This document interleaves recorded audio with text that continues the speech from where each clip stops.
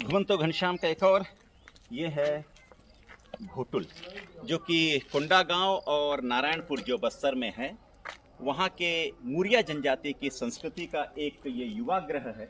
इस युवागृह में जो युवक युवतियां हैं उनको रखा जाता है। और ये देखिए, ये पूरा का पूरा जो है वही घोटुल संस्कृति का परिचायक है जो आपको यहाँ पर दिखाई दे रहा है। और ये जो कक्ष है, इस कक्ष के अंदर में उन्हें एक दूसरे के साथ में सामंजस्य होने का, एक दूसरे की संस्कृति और सभ्यता को जानने का और एक दूसरे को समझने का एक जो प्रयास है, सामाजिकरण का प्रयास जो है, वो घोटुल के द्वारा किया जाता है। इसकी स्थापना जो है उनके देव लिंगोदेव ने किया था। और इस घोटुल परंपरा के द्वारा हम आदिवासी और जो हमारे वनवासी भाई बहन हैं उनकी संस्कृति को जानने का, समझने का और बेहतर तरीके से उसको लोगों के सामने प्रदर्शित करने का एक छोटा सा ये जो आयाम है उसको स्थापित करता हुआ ये एक मंच है।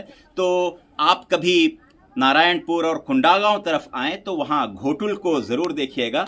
इस पुरखौती मुक्तांगन में पूरे बस्तर का एक जो परिदृश्य बना हुआ है, उस परिदृश्य के बीच में ये एक घोटुल की संस्कृति को दिखाने के लिए, और ये देखिए कितनी अच्छी नक्काशी की गई है काष्ठ पर। और ये एक कला है जो इन जगहों पे पाई जाती है।